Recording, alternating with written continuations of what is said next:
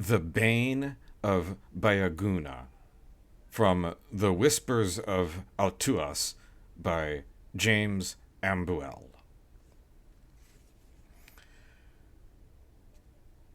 An ancient and terrible book was recently found by the noted archaeologist and explorer Professor Howard P. Landon on one of his frequent expeditions.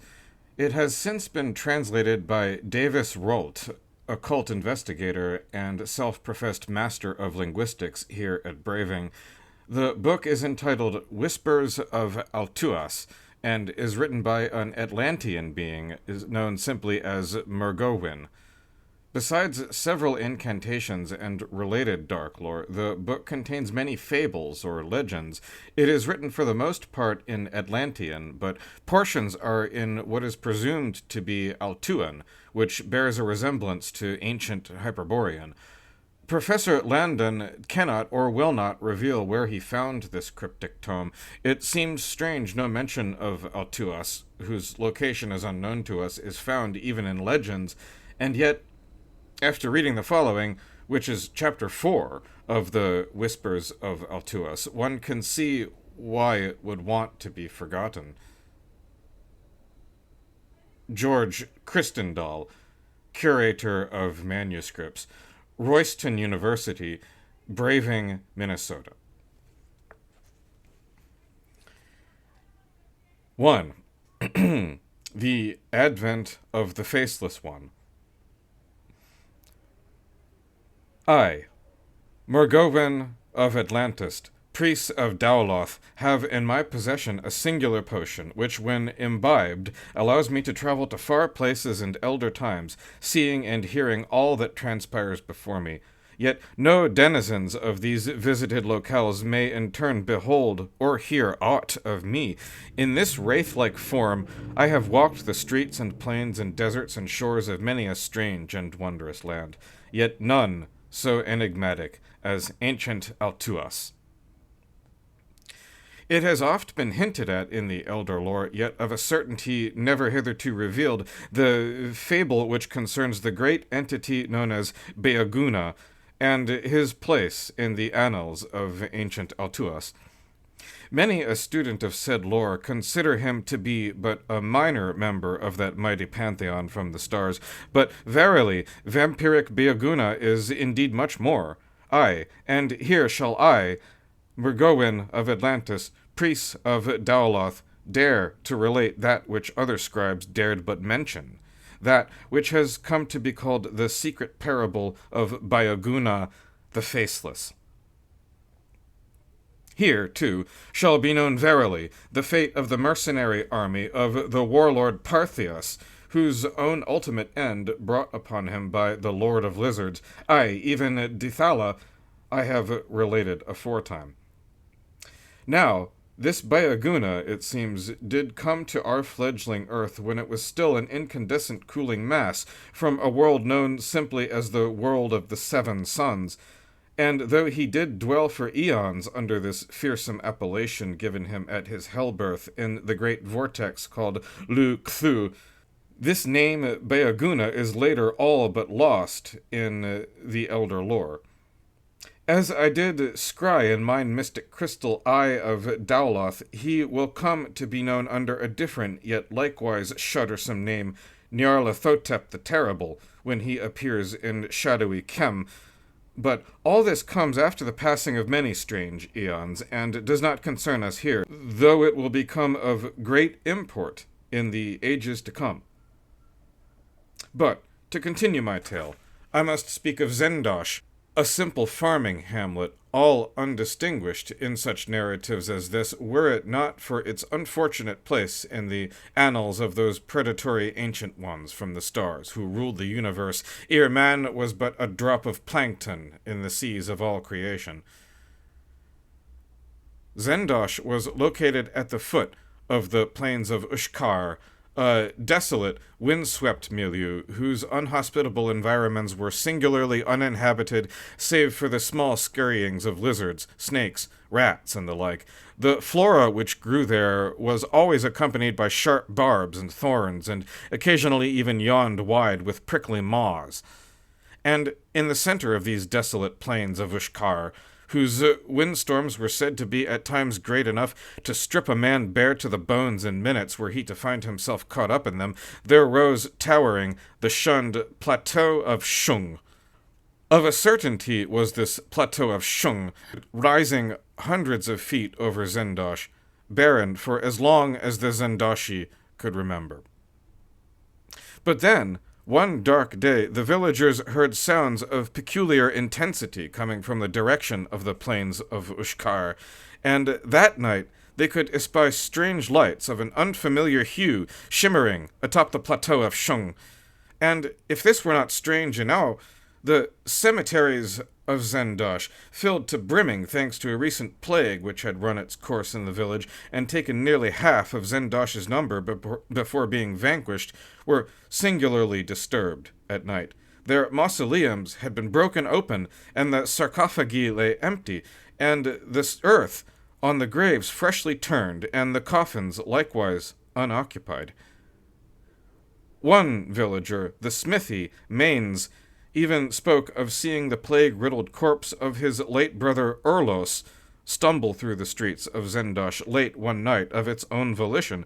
Thinking Urlos returned to life as a boon by the benevolent elder gods themselves, Maines stepped forward to clasp his brother's shoulder, but shrieked and stumbled aback when he saw the unholy light burning feverishly in Urlos's one plague-unravaged eye, a light which was said to have matched the hue of that spectral luminous phenomenon atop once desolate Shung. And it was soon bandied about by the Zendashi that the dead seemed to be making a mass migration in the direction of the plains of Ushkar and its attendant demoniac spire, and this speculation seemed borne out when, after a mighty rainfall one night, innumerable muddy tracks were seen to lead out of Zendosh and into the plains. The hellish lights and sounds continued day and night, and the temples of the elder gods were filled, like seldom before, the people of Zendosh petitioning their gods for aid and guidance. Yet shimmering Oztalun, shadowy and shapeless Shavalyoth, even the awesome crimson-hued Yagditha from far Bel Yarnak deigned, as gods are often wont, not to mind the villagers' plight. It seemed that whatever fate befell the good people of Zendosh would be their concern alone.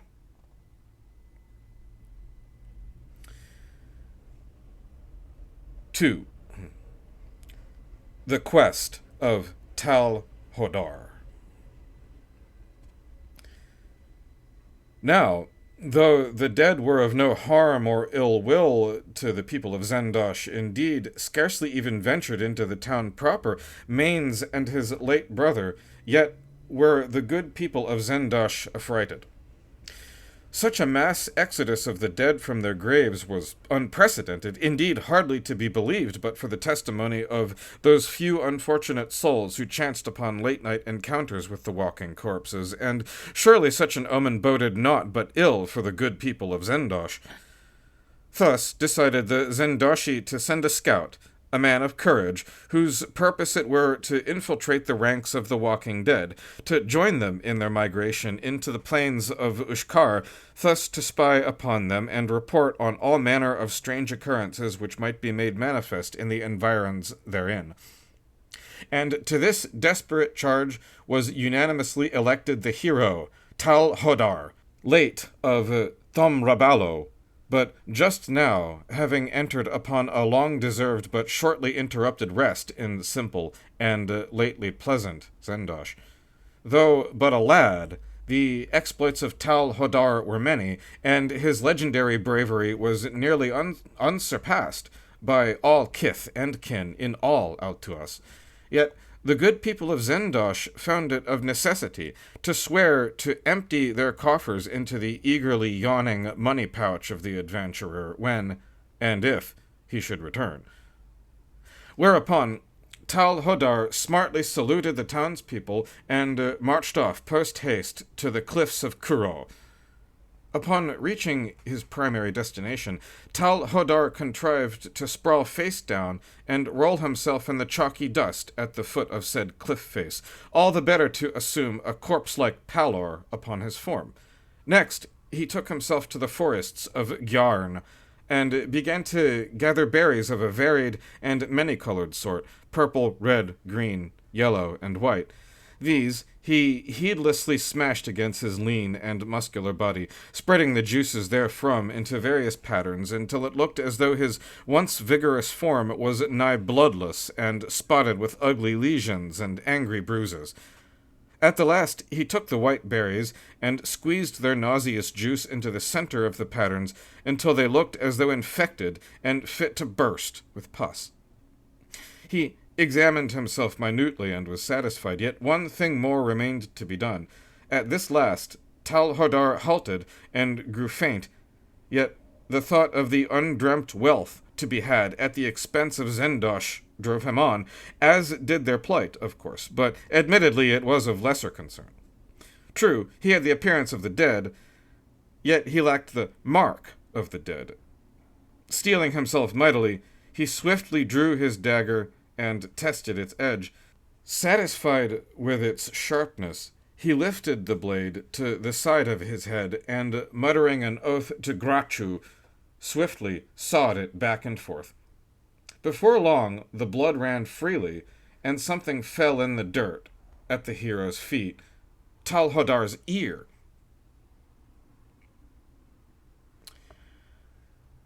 As dusk found a column of the dead stalking rigidly into the plains of Ushkar, so it found a pallid and blood-encrusted Tal Hodar likewise bringing up the rear, and no less stiffly.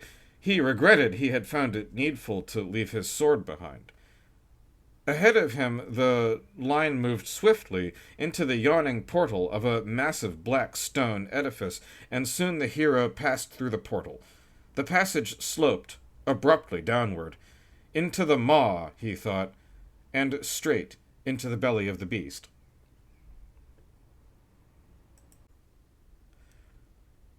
(3) A Tale of Terror. A fortnight passed in Zenos. The mass exodus yet persisted, but it had slowed. All the graves were nearly empty now, and gaping. Yet no word of Tal Hodar had come, and the temples of the elder gods were yet crowded with cowering supplicants. Already construction had begun on several additional fanes, and new benevolent gods were being recruited into the pantheon of Zenos, all to no seeming avail. Then, on the 15th day since the going forth of Tal Hodar, a farmer found something amiss in his field.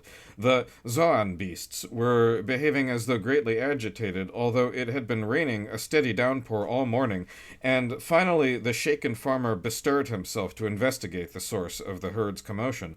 The form he found lying in that muddy field, though the rains had long since washed away any signs of chalk dust or painted lesions, appeared so bloodless and battered that the farmer first bethought the youth dead. Behold, it was the recently returned hero, Tal Hodar. His wounds were deep and severe, and that where his ear was severed had become infected. Any might see that it would be a long while ere Tal Hodar would again be on his feet, but it was near certain, assessed the village apothecary, that his body would recover.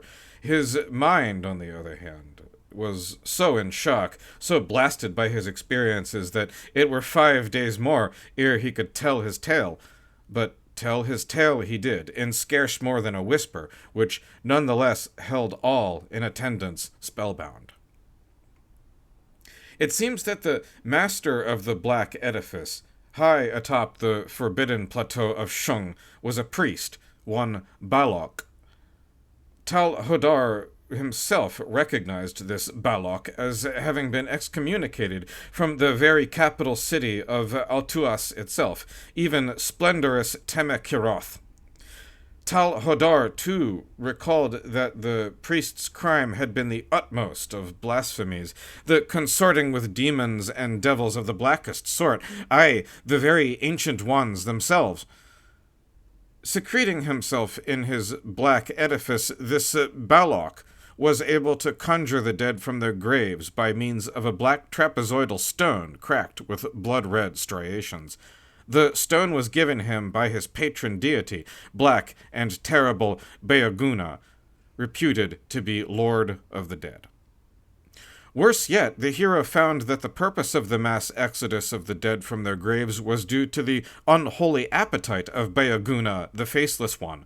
For by means of this same trapezoidal stone, the evil priest was able to summon forth that eldritch demon god before Tal Hodar's fear-petrified gaze.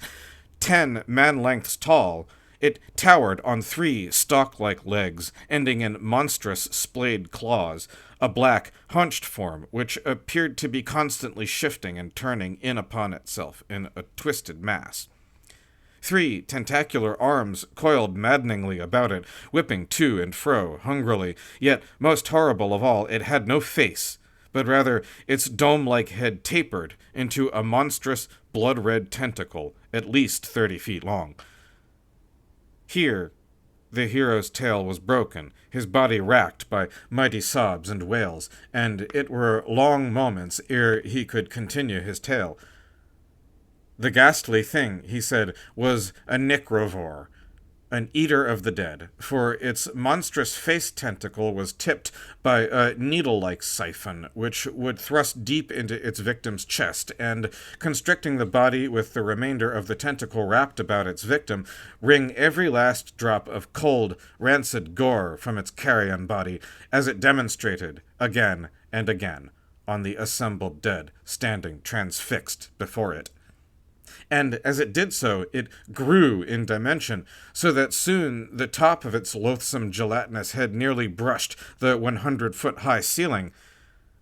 Ranting aloud again, the black priest Balok praised its name over and over, adding that soon, very soon, it would be set free into the world anew to taste the fresh blood and gore of the living. Hardly able to contain his iron will, hardly able to keep his body from shuddering and retching uncontrollably, yet Tal Hodar had stood his ground fiercely, until that awful, questing tentacle came snuffling in his direction. When it was but a few feet away, he could contain himself no longer and had broken from the rapidly dwindling ring of silent corpses. He had run, stumbling, up the stone stairs and out the door leading out of the edifice, his path surprisingly unchallenged by man or beast or corpse alike. But though he had escaped from the edifice unharmed, he found himself unarmed, and the hostile environs of the plains of Ushkar troubled him sorely on his nightmare-chased journey back to Zendosh. Beaten by flora and fauna alike, and subjected to nigh unbearable windstorms, still his final glimpse in that nightmare edifice haunted him and drove him on relentlessly. For as he had gained the door, he had heard a ghastly shriek, and turning reluctantly, had seen the horribly writhing figure of Balok held aloft in the tentacles of Byagoona, its needle-like siphon buried deep in the black priest's chest.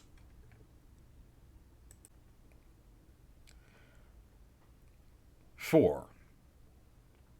The fate that awaited Zendosh. After hearing Tal Hodar's nightmare tale, the people of Zendosh were all in accord that drastic measures must needs be taken.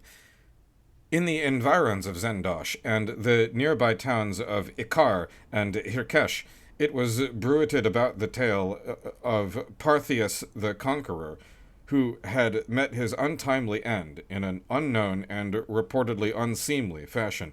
But I, Mergowen of Atlantis, indeed know the truth concerning the fate of Parthius, as I did impart to you aforetime.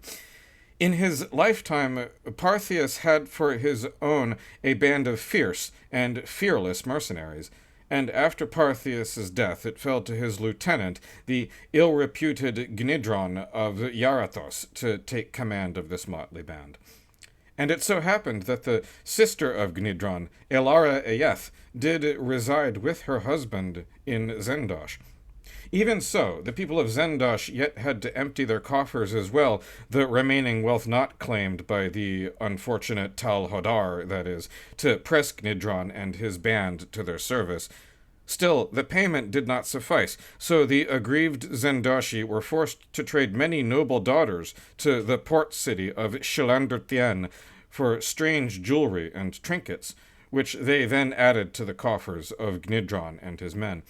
It mattered little to the Zendoshi that the daughters were to be made the brides of Ila, and thereby sacrificed to the fish-frog progeny of that titanic tentacled sea-worm in his mighty sunken city of Kra beneath the waves. So desperate were the people of Zendosh at this point. So at last the deal was struck, and Gnidron's black company rode off, grim and battle-scarred, to the plains of Ushkar, to rid the edifice of the scourge of Byagoona. Nearly 20 heavily armored men rode off, and for 4 days and nights the sounds of battle, along with less identifiable sounds, raged atop the plateau of Shung. Then, on the 5th day, silence reigned again, as it had not done so for nearly a month and a half, and the column of mercenaries was spotted on the outskirts of the plains of Ushkar. Cheers rang out from the townspeople. The Zendoshi were elated. The mercenaries had won. The whole town of Zendoshi turned out to view the approaching column.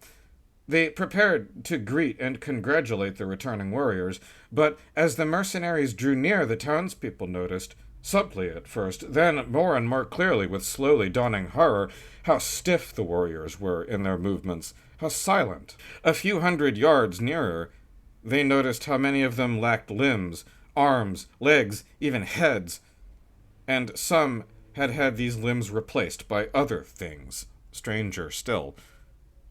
A massive, tentacled monster loomed on the horizon, nearly blotting out the sky. The villagers turned to run as one.